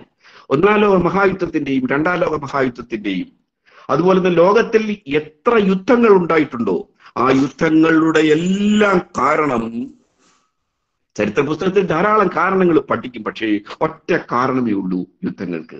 ആ യുദ്ധത്തിന്റെ കാരണം എന്ന് പറയുന്നത് സാമ്രാജ്യത്വം ആണ്. എന്ന് പറഞ്ഞാൽ മറ്റുള്ളവരുടെ സ്വത്ത് കൈയടക്കാനുള്ള, സമ്പത്ത് പിടിച്ചെടുക്കാനുള്ള ആ അത്യാർത്തിയാണ് യുദ്ധത്തിന് കാരണം. എല്ലാ യുദ്ധങ്ങളുടെയും കാരണം അത് തന്നെയാണ്. ഒറ്റ കാരണമേ ഉള്ളൂ യുദ്ധങ്ങൾക്ക്. അത് സമ്പത്തിനോടുള്ള അത്യാർത്തിയാണ്. അപ്പൊ നമുക്ക് ഒരു വ്യക്തിക്ക് സമ്പത്തിനോട് അത്യാർത്തി തോന്നിക്കഴിഞ്ഞാൽ നമ്മൾ എന്താണ് ചെയ്യുന്നത്? മറ്റുള്ളവരുടെ സമ്പത്ത് അപഹരിക്കാൻ നോക്കും. മറ്റുള്ളവരുടെ സമ്പത്ത് നമ്മൾ അപഹരിക്കാൻ നോക്കും. കാരണം നമുക്ക് നമ്മളുടേതല്ലാത്ത സ്വത്ത് നമ്മൾ ആഗ്രഹിക്കുകയാണെങ്കിൽ, നമ്മളുടേതല്ലാത്ത പണം നമ്മൾ ആഗ്രഹിക്കുകയാണെങ്കിൽ, നമ്മൾ അധ്വാനിക്കാത്ത പണം നമ്മൾ ആഗ്രഹിക്കുകയാണെങ്കിൽ നമ്മൾ ചെയ്യുന്നത് മറ്റുള്ളവരുടെ സമ്പത്ത് കവർന്നെടുക്കാൻ നോക്കും, പിടിച്ചു പറിക്കാൻ നോക്കും. അങ്ങനെ പിടിച്ചു പറിക്കുമ്പോൾ പിടിച്ചു പറിക്കാനുള്ള ആഗ്രഹമാണ് മനുഷ്യനെ കൊള്ളക്കാരും കള്ളന്മാരും ആക്കി മാറ്റുന്നത്. അപ്പൊ ഒരു വ്യക്തി മറ്റുള്ളവന്റെ പിടിച്ചു പറിക്കുകയാണെങ്കിൽ ആ വ്യക്തി കള്ളനാണ്, അല്ലെങ്കിൽ കൊള്ളക്കാരനാണ്. അങ്ങനെയാണ് ആ വ്യക്തി ആകുന്നത്. എങ്കിൽ ഒരു രാജ്യം മറ്റൊരു രാജ്യത്തിന്റെ സമ്പത്ത് കവർന്നെടുക്കാൻ ആഗ്രഹിക്കുന്നു എങ്കിൽ, ഒരു രാജ്യം മറ്റൊരു രാജ്യത്തിന്റെ സമ്പത്ത് കവർന്നെടുക്കാൻ ആഗ്രഹിക്കുന്നു എങ്കിൽ അതിന് പറയുന്ന പേരാണ് സാമ്രാജ്യത്വം എന്ന് അതിന്റെ പേര്. എന്താണ്? രണ്ടും കൊള്ളയടിക്കുകയാണ്. സമ്പത്ത് മറ്റൊരു അർഹമല്ലാത്ത, അധ്വാനിക്കാതെ മറ്റുള്ളവന്റെ സ്വത്ത് കൊള്ളയടിക്കുന്നതിന് വ്യക്തിപരമായിട്ട് കൊള്ളയടിക്കുന്നതിന് കൊള്ളക്കാരൻ എന്ന് പറയുന്നത് പോലെ, കള്ളൻ എന്ന് പറയുന്നത് പോലെ ഒരു ആയുധത്തിന്റെ കരുത്ത് വെച്ച്, ആ മസിൽ പവർ വെച്ച് ദുർബലമായ ഒരു രാജ്യത്തെ ആക്രമിച്ച് കീഴടക്കി അവന്റെ സമ്പത്ത് കൊള്ളയടിക്കുകയാണെങ്കിൽ ആ പെരുംകൊള്ളയാണ് സാമ്രാജ്യത്വം എന്ന് പറയുന്നത്. ഈ സാമ്രാജ്യത്വമാണ് യുദ്ധത്തിന് കാരണം. ഈ ലോകത്തിൽ സാമ്രാജ്യത്വ വ്യവസ്ഥ നിലനിൽക്കുന്നിടത്തോളം കാലം യുദ്ധം ഉണ്ടാകും, ഒരു സംശയവുമില്ല. കാരണം സാമ്രാജ്യത്വം യുദ്ധത്തെ സൃഷ്ടിക്കും. എത്രമാത്രം നമ്മൾ മഹാത്മാഗാന്ധി ഒരു 10,000 മഹാത്മാഗാന്ധി ഉണ്ടായാലും, ഒരു 10,000 യേശുക്രിസ്തു ഉണ്ടായാലും ഈ ലോകത്തിൽ യുദ്ധം ഉണ്ടാകും. ഈ യുദ്ധത്തെ തടഞ്ഞു നിർത്തണമെങ്കിൽ സാമ്രാജ്യത്വം ഇല്ലാതാകണം. സാമ്രാജ്യത്വം ഇല്ലാതായെങ്കിൽ മാത്രമേ യുദ്ധം ഇല്ലാതായുള്ളൂ. ഒന്നാം ലോക മഹായുദ്ധത്തിന്റെ കാരണം സാമ്രാജ്യത്വമായിരുന്നു. കൊളോണിയലിസം, കോളനികൾ പിടിച്ചെടുക്കുന്നതിന് വേണ്ടിയുള്ള കിടമത്സരമായിരുന്നു ഒന്നാം ലോക മഹായുദ്ധത്തിന്റെ കാരണം. രണ്ടാം ലോക മഹായുദ്ധത്തിന്റെ കാരണവും അത് തന്നെയാണ്. ഒന്നാം ലോക മഹായുദ്ധത്തില് വലിയ നാശനഷ്ടം ഉണ്ടായെങ്കിൽ, ഏറ്റവും കൂടുതൽ മനുഷ്യരാശിക്ക് നാശനഷ്ടം ഒന്നാം ലോക മഹായുദ്ധത്തിൽ ഉണ്ടായെങ്കിൽ, ആദ്യമായിട്ടുണ്ടായെങ്കിൽ, രണ്ടാം ലോക മഹായുദ്ധത്തിലെ ആ ഭീകരമായ യുദ്ധം എത്രയോ മടങ്ങാണ്. ഒന്നാം ലോക മഹായുദ്ധത്തിനേക്കാൾ എത്രയോ മടങ്ങ് നാശനഷ്ടമാണ് ഈ മനുഷ്യരാശിക്കും അതുപോലെ തന്നെ ജീവരാശിക്കും ഒക്കെ വരുത്തിവെച്ചത്, പ്രകൃതിക്കും വരുത്തിവെച്ചത് രണ്ടാം ലോക മഹായുദ്ധം. അതിന്റെ ഏറ്റവും ഭയാനകമായ ഒരു അവസ്ഥയായിരുന്നു. ഏറ്റവും ഭയാനകമായ ഒരു അവസ്ഥയായിരുന്നു, ഒരു റിസൾട്ടായിരുന്നു ഈ ഹിരോഷിമയിലും നാഗസാക്കിയിലും ഉണ്ടായ അണുബോംബ് വർഷിച്ചത് എന്ന്. ഏറ്റവും ഭീകരമായത്. ചരിത്രം പരിശോധിക്കുകയാണെങ്കിൽ ഹിരോഷിമയിലും നാഗസാക്കിയിലും അങ്ങനെ ഒരു അണുബോംബ് വർഷിക്കേണ്ടതായിട്ടുള്ളൊരു രാഷ്ട്രീയ സാഹചര്യം അന്നിലായിരുന്നു. കാരണം ജപ്പാന്, ജർമ്മനി, ഇറ്റലി, ഈ 3 രാജ്യങ്ങള്, അതിൽ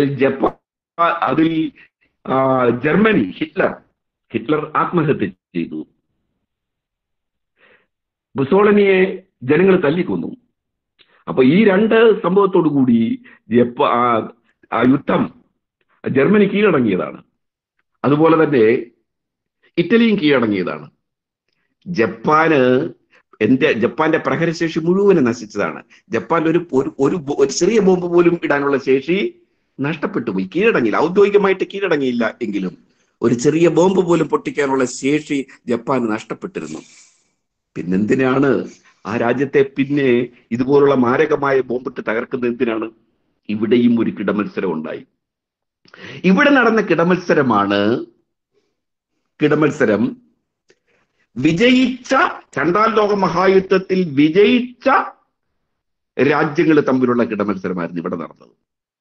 ആ കിടമത്സരം എന്ന് പറഞ്ഞാൽ ജർമ്മനിയും ഇറ്റലിയും കീഴടങ്ങി എങ്കിൽ ജപ്പാൻ കീഴടങ്ങുന്ന അവസ്ഥയെത്തി. ഈ അവസ്ഥയിലാണ് സോവിയറ്റ് യൂണിയൻ കമ്മ്യൂണിസ്റ്റ് രാജ്യമായിരുന്നു അന്ന്.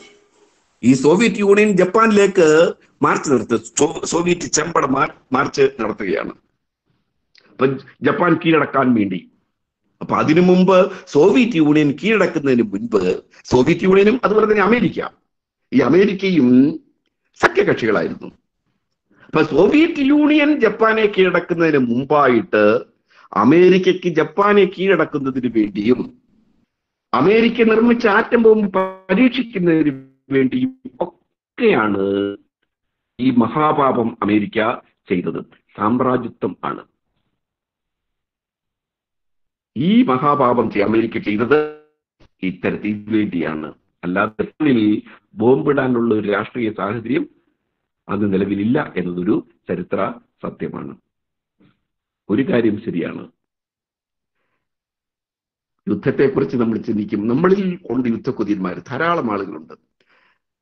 പലരും പറയുന്നത് കേട്ടിട്ടുണ്ട്, പാകിസ്ഥാനുമായിട്ട് യുദ്ധം ചെയ്യണം, ചൈനയുമായിട്ട് യുദ്ധം ചെയ്യണം എന്നൊക്കെ പലരും നമ്മളുടെ രാജ്യത്ത് നമ്മളുടെ സുഹൃത്തുക്കള്, അധ്യാപകര്, വിദ്യാർത്ഥികള്, പൊതുസമൂഹം ഒക്കെ പറയുന്നത് കേട്ടിട്ടുണ്ട് യുദ്ധം ചെയ്യണം എന്ന്.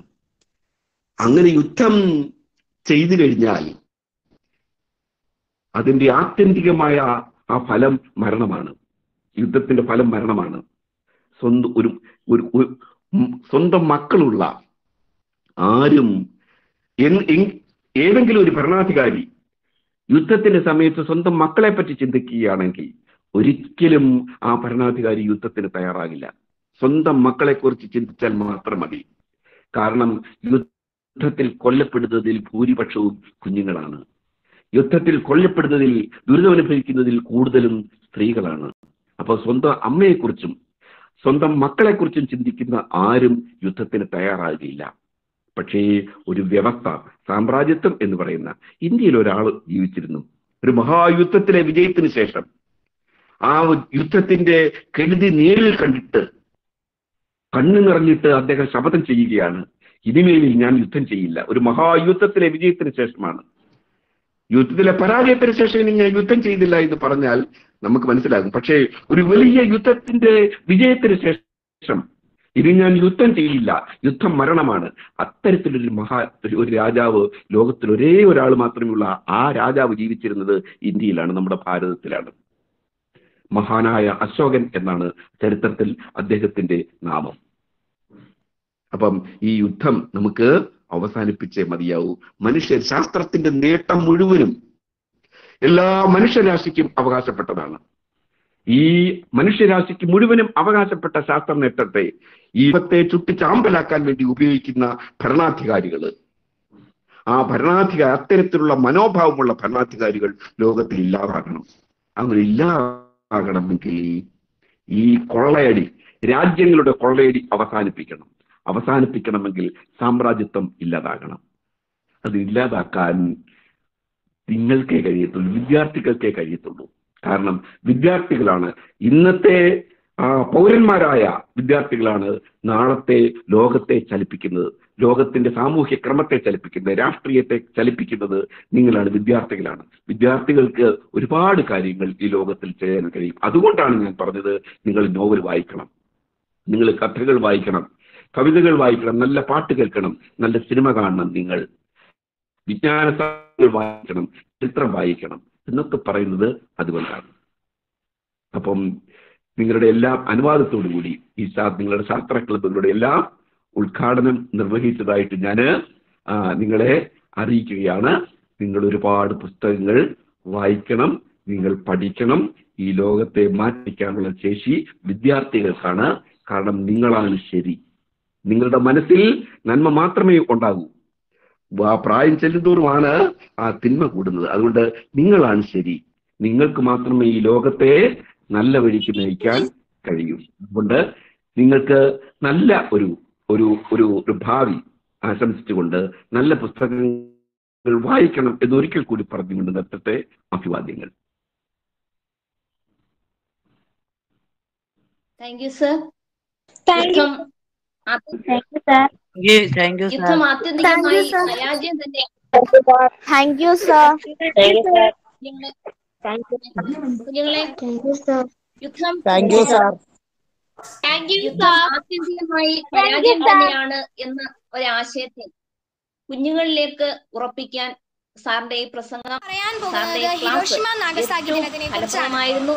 ഒരു ചരിത്ര ഗവേഷകൻ കൂടിയായ അങ്ങയുടെ വ്യത്യസ്തങ്ങളായ ഈ ആശയങ്ങൾ ഏറെ വിജ്ഞാനപ്രദവും ചിന്തോദ്ദീപകവുമായിരുന്നു. സാറിനെ ഈ ക്ലാസ് എടുക്കാൻ ഞങ്ങൾ കിട്ടിയത് ഏറ്റവും വലിയ ഭാഗ്യമായി തന്നെ കരുതുന്നു. സാറിന് ഇനി അടുത്ത ക്ലാസ്സുകൾ ഉണ്ടെന്ന് സാർ പറയുണ്ടായി. അതിന്റെ ഒരു ഇടവേളയിലാണ് സാറിനെ നമുക്ക് നമ്മുടെ ഈ മീറ്റിംഗിലേക്ക് കിട്ടിയത്. സാറിനോടുള്ള നന്ദി, ഔപചാരികമായ നന്ദി ഈ മീറ്റിംഗിന്റെ അവസാനം പറയുമെങ്കിൽ പോലും സാറിന് പ്രത്യേകമായ നന്ദി മർത്തോമ ഹൈസ്കൂളിന്റെ പേരിൽ അറിയിക്കുകയാണ്. Thank you teacher. Thank you sir. അടുത്ത ഈ മീറ്റിംഗിന് ആശംസ അറിയിക്കുന്നതിന് വേണ്ടി സയൻസ് ക്ലബിന്റെ കൺവീനർ ആയിരിക്കുന്ന എലിസബത്ത് ജോൺ ടീച്ചറിനെ സ്നേഹപൂർവ്വം ക്ഷണിക്കുന്നു.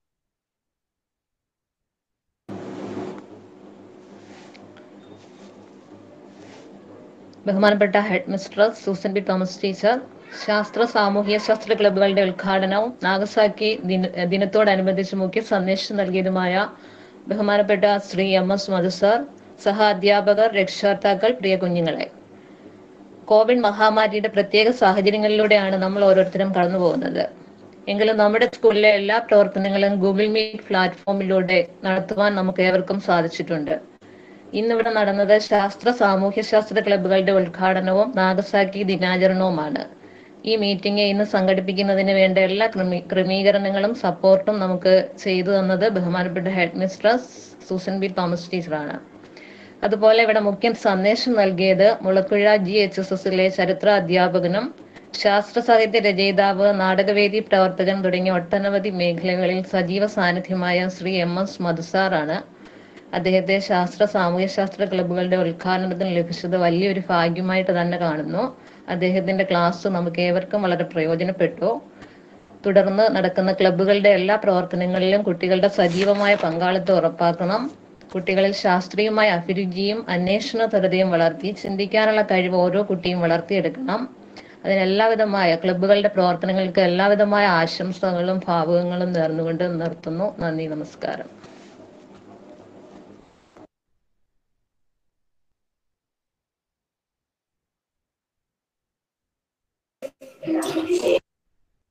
ടീച്ചർ ഒന്നും കേൾക്കാൻ പറ്റുന്നില്ല. 8A ക്ലാസ്സിലെ സാനിയ ഒരു സന്ദേശം നൽകുന്നതായിരിക്കും. ടീച്ചർ ക്ലിയർ ആവുന്നില്ല. ആഗസ്റ്റ് മാസം നമ്മൾ ഇന്ത്യക്കാരെ സംബന്ധിച്ച് വലിയ സന്തോഷത്തിന്റെ മാസമാണ്. പതിറ്റാണ്ടുകളുടെ അടിമത്തത്തിൽ നിന്ന് ഇന്ത്യ സ്വാതന്ത്ര്യം നേടിയത് ആഗസ്റ്റ് മാസത്തിലാണ്. എന്നാൽ മാനവരാശിയെ സംബന്ധിച്ച് ഈ മാസം വലിയ ദുരന്ത വിധിയുടെ ഓർമ്മപ്പെടുത്തലുകളാണ്.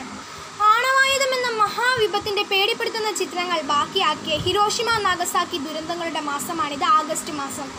ലോകത്ത് ആദ്യമായുള്ള അണുബോംബ് പ്രയോഗം നടന്നിട്ട് 76 വർഷങ്ങൾ പിന്നിടുന്നു. ഇത്രയും കാലം പിന്നിട്ടിട്ടും ആറ്റം ബോംബ് വർഷിപ്പിച്ച തീവ്രതയും ദൈന്യതയും കുറയുന്നില്ല. 1945 ആഗസ്റ്റ് 6-നാണ് ജപ്പാനിലെ ഹിരോഷിമ എന്ന നഗരം അമേരിക്ക വർഷിപ്പിച്ച അണുബോംബിൽ തകർന്നടിഞ്ഞത്. 3 ലക്ഷം ജനസംഖ്യ എന്ന ഈ നഗരത്തിൽ 2 ലക്ഷം പേരും മരണമടിഞ്ഞു. സ്ഫോടനം നടന്ന ഹിരോഷിമയിൽ എല്ലാ കെട്ടിടങ്ങളും തകർന്നടിഞ്ഞിരുന്നു. 2 ലക്ഷത്തിലധികം പേരും ആണവ വികിരണത്തിന്റെ ഫലമായി ജനിതക വൈകല്യമുള്ളവരായി തീർന്നു. മാറാരോഗങ്ങൾ ഇന്നും ആയിരങ്ങളെ വേട്ടയാടുന്നുണ്ട്. ഹിരോഷിമ ദുരന്തത്തിന്റെ 3-ാം നാൾ തന്നെ അമേരിക്ക നാഗസാക്കി നഗരത്തെയും തകർത്തെറിയുകയായിരുന്നു ചെയ്തത്. ഓരോ യുദ്ധങ്ങളിലും ഇല്ലാതാകുന്നത് മനുഷ്യ സംസ്കാരമാണ്. സാമ്രാജ്യത്വ ശക്തികൾ നടത്തുന്ന യുദ്ധങ്ങളിൽ ഇല്ലാതാവുന്ന നിഷ്കളങ്കമായ ജീവിതങ്ങളായിരുന്നു. ആണവായുധങ്ങൾ വർഷിപ്പിച്ചുകൊണ്ടുള്ള യുദ്ധങ്ങൾ ഇനി ഈ ലോകത്ത് നടക്കാതിരിക്കാൻ വേണ്ടി പ്രാർത്ഥിച്ചുകൊണ്ട് ഞാൻ എൻ്റെ വാക്കുകളെ നിർത്തുന്നു. നന്ദി, നമസ്കാരം. Thank you Sania.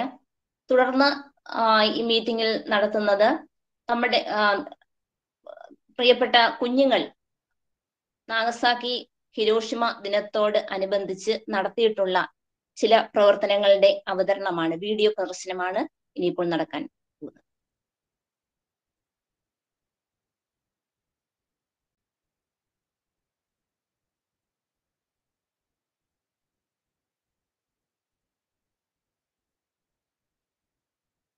വേണ്ട ഇനി വേണ്ട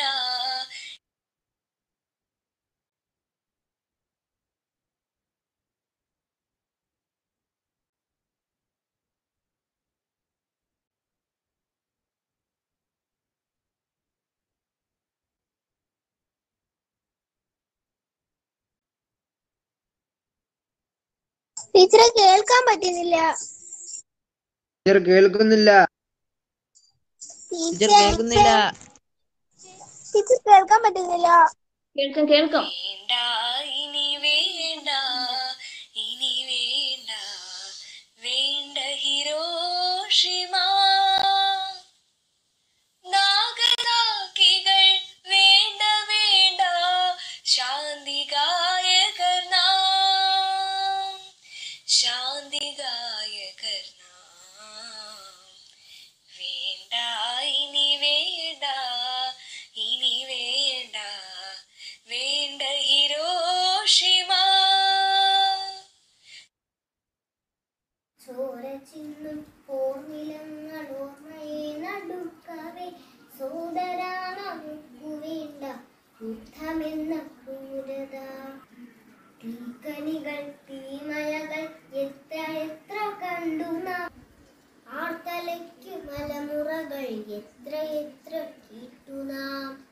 ആയിരങ്ങൾ ആശയിട്ടു വീണിടും രണാകണം. ആരുമേ ജയിച്ചിടാത്ത നരകമാണ് കൂട്ടരി. പൂനിലങ്ങൾ ഒരുക്കുമ്പോൾ ഒന്നു നിങ്ങളോർക്കണേ. എന്നുമെന്നും ഇരയാവാൻ ഞങ്ങളില്ല നിശ്ചയം. ചോര വീണ പോർക്കളം മറന്നുവോ ഹിരോഷിമ നാഗസാക്കി സിറിയ തന്ന മുറിവുകൾ മറന്നുവോ സോദരാനി. മറന്നുവോ സോദരാനി. ഇനിയുമൊരു യുദ്ധം നമുക്ക് വേണ്ട കൂട്ടരെ. സ്നേഹവും പകർന്നിടുവിൻ മാനവ പരസ്പരം. ശാന്തി തൻ പ്രതീക്ഷമായി മാറിടട്ടെ സടക്കുകൾ.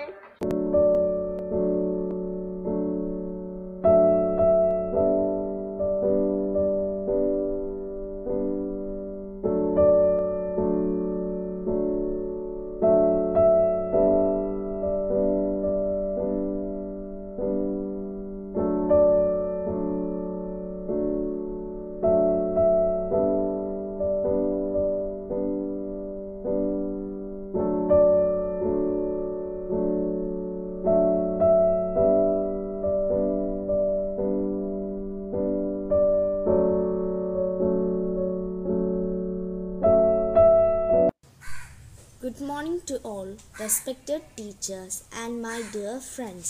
My name is Rehana Fatima. Today I am going to say some words about Hiroshima Day.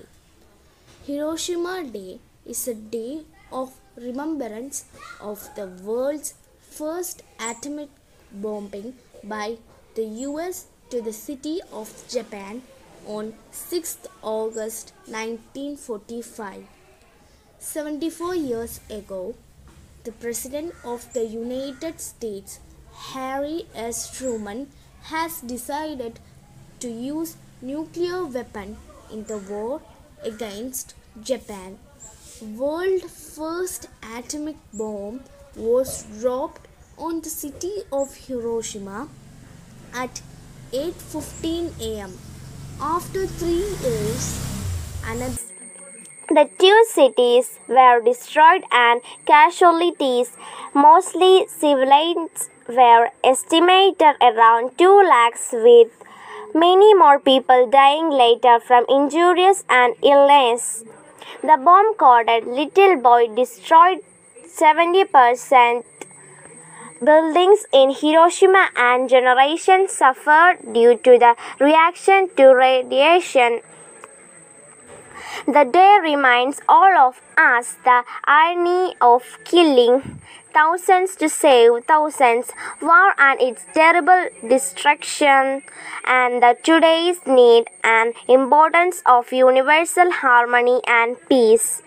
So friends, let's all take a pledge today that we'll always work together towards spreading the message of mutual respect, peace and harmony, and will never endorse any acts of violence. Thank you.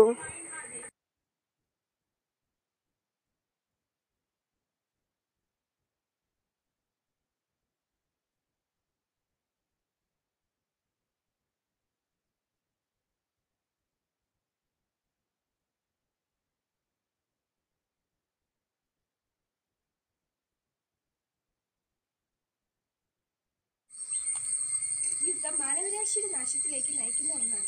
അതുകൊണ്ട് തന്നെ ഞാൻ അതിൽ നിന്ന് വിട്ടുനിൽക്കുകയും അതിനെ ഒരു കാരണവശാലും പിന്തുണയ്ക്കുകയുമില്ല. യുദ്ധത്തെ എതിർക്കുന്നതോടൊപ്പം അതിന് കാരണമാകുന്ന പ്രശ്നങ്ങളെ നിയന്ത്രിക്കുവാൻ എന്നാൽ കഴിയും വിധം ഞാൻ പ്രവർത്തിക്കുന്നതാണ്. നമ്മുടെ അറിവും കഴിവും ശാസ്ത്ര പുരോഗതിയും മാനവരാശിയുടെ നന്മയ്ക്ക് വേണ്ടി ഉപയോഗിക്കപ്പെടേണ്ടതാണ്. ആയതിനാൽ എന്നാൽ കഴിയുന്നതും യുദ്ധവിരുദ്ധ പ്രവർത്തനങ്ങളിൽ പങ്കെടുക്കുമെന്നും സമൂഹത്തെ ഇത്തരം കാര്യങ്ങളിൽ ബോധവാന്മാരാക്കാൻ ശ്രമിക്കുമെന്നും ഞാൻ പ്രതിജ്ഞ ചെയ്യുന്നു. യുദ്ധം മാനവരാശിയുടെ നാശത്തിലേക്ക് നയിക്കുന്ന ഒന്നാണ്. അതുകൊണ്ട് തന്നെ ഞാൻ അതിൽ നിന്നും വിട്ടുനിൽക്കുകയും അതിനെ ഒരു കാരണവശാലും പിന്തുണയ്ക്കുകയുമില്ല. യുദ്ധത്തെ എതിർക്കുന്നതോടൊപ്പം യുദ്ധത്തിന് കാരണമാകുന്ന പ്രശ്നങ്ങളെയും ഇല്ലാതാക്കാൻ എന്നാൽ കഴിയുന്ന വിധം ഞാൻ പ്രവർത്തിക്കുന്നതാണ്. നമ്മുടെ അറിവും കഴിവും ശാസ്ത്ര പുരോഗതിയും മാനവരാശിയുടെ നന്മയ്ക്കായി ഉപയോഗപ്പെടേണ്ടതാണ്. ആയതിനാൽ എന്നാൽ കഴിയുന്ന വിധം യുദ്ധവിരുദ്ധ പ്രവർത്തനങ്ങൾ പങ്കെടുക്കുന്നതും സമൂഹത്തെയും ഇത്തരം കാര്യങ്ങളിൽ ബോധവാന്മാരാക്കാൻ ശ്രമിക്കുമെന്നും ഞാൻ പ്രതിജ്ഞ ചെയ്യും.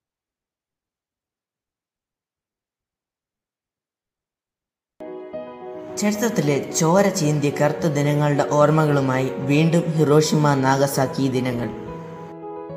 1945 ആഗസ്റ്റ് 6 തിങ്കളാഴ്ച രാവിലെ സമയം 8:15 ജപ്പാനിലെ ഹോൻഷു ദ്വീപിലെ നഗരമായ ഹിരോഷിമയിൽ ലോകത്തെ ആദ്യ അണുബോംബ് വീണു. അമേരിക്കയുടെ ആണവായുധ നിർമ്മാണ പദ്ധതിയായ മാൻഹട്ടൻ പ്രോജക്റ്റിൻ്റെ ഭാഗമായി നിർമ്മിച്ച സമ്പുഷ്ട യുറേനിയം ബോംബാണ് ഹിരോഷിമയിൽ വർഷിച്ചത്. ലിറ്റിൽ ബോയ് എന്നായിരുന്നു ആ ബോംബിൻ്റെ പേര്. എനോള-ഗെ B-2 എന്ന വിമാനമാണ് 4408 കിലോഗ്രാം ഭാരമുള്ള ബോംബ് ഹിരോഷിമയിൽ വർഷിച്ചത്. അമേരിക്കൻ വൈമാനികനായ കേണൽ പോൾ ഡിബറ്റ്സ് ആയിരുന്നു ഇതിന് നേതൃത്വം നൽകിയിരുന്നത്. എനോള-ഗെ എന്നത് അദ്ദേഹത്തിൻ്റെ അമ്മയുടെ പേരായിരുന്നു. 20,000 ടൺ TNT സ്ഫോടകശേഷിയുള്ള ലിറ്റിൽ ബോയ് ഹിരോഷിമയുടെ 1870 അടി ഉയരത്തിൽ വെച്ച് പൊട്ടിത്തെറിച്ചു. അഗ്നിജ്വാലകൾ ആകാശം മുട്ടെ ഉയർന്നു. പർവ്വത സമാനമായ പുക ഒരു കൂണിൻ്റെ ആകൃതിയിൽ 40,000 അടി ഉയർന്നു പൊങ്ങി. 1,00,000-ഓളം പേർ നിമിഷാർദ്ധം കൊണ്ട് ഉരുകിത്തീർന്നു. മാരകമായ പൊള്ളലേറ്റവരും കാണാതായവരും അതിലെത്രയോ അധികം. 10 മൈൽ ചുറ്റുമുള്ള സർവ്വതും ചാരമായി. പ്രാണരക്ഷാർത്ഥം സമീപത്തുള്ള ഹോത്തോ നദിയിലേക്ക് ചാടിയ ആളുകൾ തിളച്ചുമറിഞ്ഞ വെള്ളത്തിൽ വെന്തുമരിച്ചു.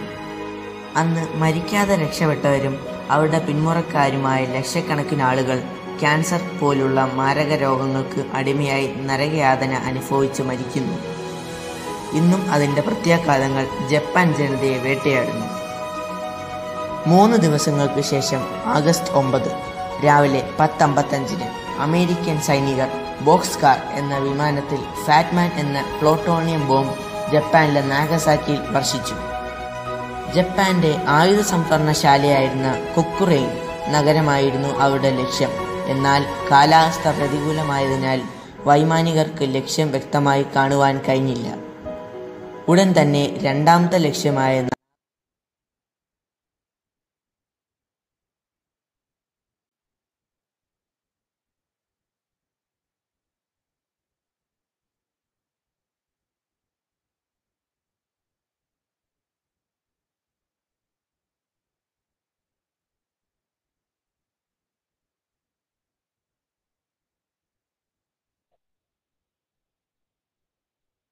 ടീച്ചർ ഒന്നും കേൾക്കാൻ വയ്യ.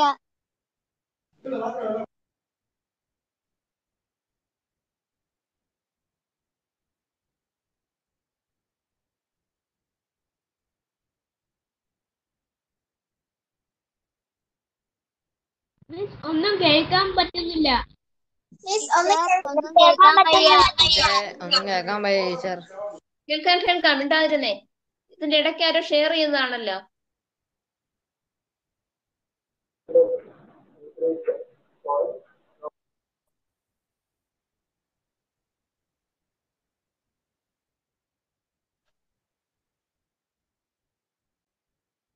അൻവജ് മറ്റൊരു പേരുള്ള ഒരാളെ സാറേ പെട്ടെന്ന് മേലോട്ട് പോവുകയും ചെയ്തു. അൻവജ് എന്നാ പേര്, ആരാ അറിയാൻ വയ്യ. ലോകം 2 ചേരികളായി തിരിഞ്ഞു. ബ്രിട്ടൻ, ഫ്രാൻസ്, USSR, അമേരിക്ക തുടങ്ങിയ കക്ഷികൾ ഉൾപ്പെടുന്ന സഖ്യകക്ഷികൾ ഒരു വശത്തും ജർമ്മനി, ഇറ്റലി, ജപ്പാൻ എന്നീ കക്ഷികൾ ഉൾപ്പെടുന്ന അച്ചുതണ്ട് ശക്തികൾ മറുപക്ഷത്തും ഇവർ തമ്മിലായിരുന്നു യുദ്ധം നടന്നത്. 1941 ഡിസംബറിൽ ജപ്പാൻ അമേരിക്കയുടെ പോൾ ഹാർബർ തുറമുഖം ആക്രമിച്ചതിനെ തുടർന്നാണ് അമേരിക്ക യുദ്ധത്തിൽ പങ്കാളിയാകുന്നത്. 1944 ആയപ്പോഴേക്കും ജർമ്മനി പരാജയം അറിഞ്ഞു തുടങ്ങി. 1945 ഏപ്രിൽ 30 ഹിറ്റ്ലർ ആത്മഹത്യ ചെയ്തു. മെയ് 8 ജർമ്മനി യുദ്ധത്തിൽ നിന്ന് പിൻവാങ്ങി. സഖ്യകക്ഷികളുടെ പ്രതിനിധികൾ ജപ്പാനോട് കീഴടങ്ങാൻ ആവശ്യപ്പെട്ടു. എന്നാൽ ജപ്പാൻ ആ ആവശ്യം തള്ളി. ഇതിന്റെ പ്രതികാരമായാണ് അമേരിക്ക ഹിരോഷിമയിലും നാഗസാക്കിയിലും ബോംബിട്ടത്. ലോകരാജ്യങ്ങളെ ഭീതിയിലാഴ്ത്തി തങ്ങളുടെ വരുതിയിലാക്കുവാൻ സാമ്രാജ്യത്തെ ശക്തികൾ നിഷ്കളങ്കരായ ജനങ്ങളുടെ നേർക്ക് നടത്തിയ കൊടും ഭീകരത. 1945 ഓഗസ്റ്റ് 6-9 മാനവ ചരിത്രത്തിലെ ഏറ്റവും ക്രൂരവും ഭയാനകവുമായ കറുത്ത ദിനങ്ങൾ. അവ ഇനി ആവർത്തിക്കാതിരിക്കട്ടെ. ദുരിതവും പട്ടിണിയും ക്ഷാമവും മാറാരോഗങ്ങളും സമ്മാനിക്കുന്ന യുദ്ധത്തിനെതിരെ സമാധാന സന്ദേശങ്ങൾ ഉയർത്തിപ്പിടിക്കാൻ നമുക്ക് കഴിയട്ടെ.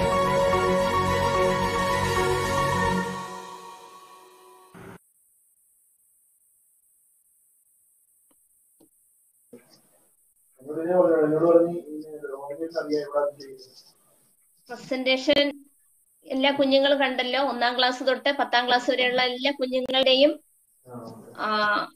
നിങ്ങളുടെ പ്രവർത്തനങ്ങളുടെ ഒരു ക്രോഡീകരണമാണ് ഇവിടെ കാണിച്ചത്. എല്ലാ കുഞ്ഞുങ്ങളും ഇത്തരത്തിലുള്ള പ്രവർത്തനങ്ങൾ ചെയ്ത് നിങ്ങളുടെ ഗ്രൂപ്പിലേക്ക് അയക്കണം. ഈ മീറ്റിങ്ങിന് ഔപചാരികമായ നന്ദി അറിയിക്കുന്നതിന് വേണ്ടി സാമൂഹ്യശാസ്ത്ര ക്ലബിന്റെ കൺവീനർ ആയിരിക്കുന്ന ബിനി തോമസ് ടീച്ചറിനെ സ്നേഹപൂർവ്വം ക്ഷണിക്കുന്നു. ബഹുമാനപ്പെട്ട school headmistress Susan B Thomas teacher, നമ്മുടെ യോഗത്തിന്റെ ചീഫ് ഗസ്റ്റായി എത്തിയിരുന്ന ഗവൺമെന്റ് ഹയർ സെക്കൻഡറി സ്കൂൾ അധ്യാപകൻ മധു സാർ, പ്രിയപ്പെട്ട കുഞ്ഞുങ്ങളെ, രക്ഷകർത്താക്കളെ, സഹ അധ്യാപകരെ, ഇന്ന് ഓഗസ്റ്റ് 9 നാഗസാക്കി ദിനം. 2ാം ലോക മഹായുദ്ധകാലത്ത് നാഗസാക്കിയിൽ അമേരിക്ക അണുവിസ്ഫോടനം നടത്തിയതിന്റെ കറുത്ത ഓർമ്മകൾ നാം സ്മരിക്കപ്പെടുമ്പോൾ ഇനിയും ഈ ഒരു യുദ്ധം ഉണ്ടാവരുതെന്ന് നമ്മുടെ പുത്തൻ തലമുറയെ ഓർമ്മപ്പെടുത്തേണ്ടത് അധ്യാപകരായ നമ്മുടെ ഓരോരുത്തരുടെയും കടമയാണ്. ഇന്ന് നമ്മുടെ ശാസ്ത്ര ക്ലബുകളുടെ ഉദ്ഘാടനവും യുദ്ധവിരുദ്ധ മനോഭാവം കുട്ടികളിൽ സൃഷ്ടിക്കത്തക്ക രീതിയിൽ നല്ലൊരു ക്ലാസ്സും നമ്മുടെ കുട്ടികൾക്ക് ലഭിക്കുകയുണ്ടായി. ഈ ക്ലാസ്സിലൂടെ കുട്ടികൾക്ക് ഇനി യുദ്ധത്തിന്റെ അനന്തരഫലങ്ങൾ എന്താണെന്നും അതിനിയും സംഭവിക്കരുതെന്നുമുള്ള ഒരു പ്രതിജ്ഞ കുട്ടികൾക്ക് എടുക്കാനുള്ള ഒരു അവസരവും ഉണ്ടായി. അതുപോലെ തന്നെ എന്നെ നിക്ഷിപ്തമായിരിക്കുന്ന കടമ ഈ യോഗത്തിൽ അല്ലെങ്കിൽ ഈ മീറ്റിംഗിൽ സംബന്ധിച്ച ഏവർക്കും നന്ദി അർപ്പിക്കുക എന്നുള്ളതാണ്. ഞാൻ എൻ്റെ കടമയിലേക്ക് പ്രവേശിച്ചുകൊള്ളട്ടെ. ആദ്യമായി നന്ദി അർപ്പിക്കേണ്ടത് നമുക്ക് നമ്മുടെ ക്ലാസ് എടുത്തു തന്നതും അതേപോലെ തന്നെ ക്ലബുകളുടെ ഉദ്ഘാടനവും നിർവഹിച്ച Mulakuzha government higher secondary school ചരിത്രാധ്യാപകനായിരിക്കുന്ന മധു സാറിനാണ്. മധു സാർ വളരെ ബഹുമുഖ പ്രതിഭയായ ഒരു അധ്യാപകനാണെന്ന് സ്വാഗത പ്രസംഗത്തിലൂടെ ടീച്ചർ പറഞ്ഞുവല്ലോ. ഈ തിരക്കിനിടയിലും നമ്മുടെ സ്കൂളിൽ ഒരു ഗൂഗിൾ മീറ്റ് നടത്തുന്നു എന്നറിഞ്ഞപ്പോൾ വന്ന് സംബന്ധിക്കുകയും ക്ലബുകളുടെ ഉദ്ഘാടനം നടത്തുകയും യുദ്ധവിരുദ്ധ മനോഭാവം കുട്ടികളിൽ സൃഷ്ടിക്കത്തക്ക രീതിയിലുള്ള ഒരു നല്ലൊരു ക്ലാസ്സും കുട്ടികൾക്ക് ലഭിക്കുകയുണ്ടായി. അതുപോലെ തന്നെ ശാസ്ത്ര വിഷയങ്ങളിൽ കൂടുതൽ താല്പര്യം ജനിക്കത്തക്ക രീതിയിലുള്ള ഒരു സംഭാഷണവും സംവാദവും സാറ് നടത്തുകയുണ്ടായി.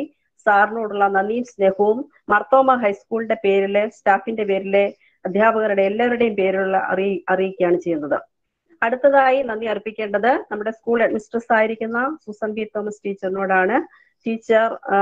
ടീച്ചർ സ്കൂളിന്റെ വിവിധപരമായ പ്രവർത്തനങ്ങളിലെല്ലാം പാഠ്യേതര പ്രവർത്തനങ്ങളിലെല്ലാം വളരെ ഉത്സാഹത്തോടുകൂടി പ്രവർത്തിച്ചുകൊണ്ടിരിക്കുന്നു.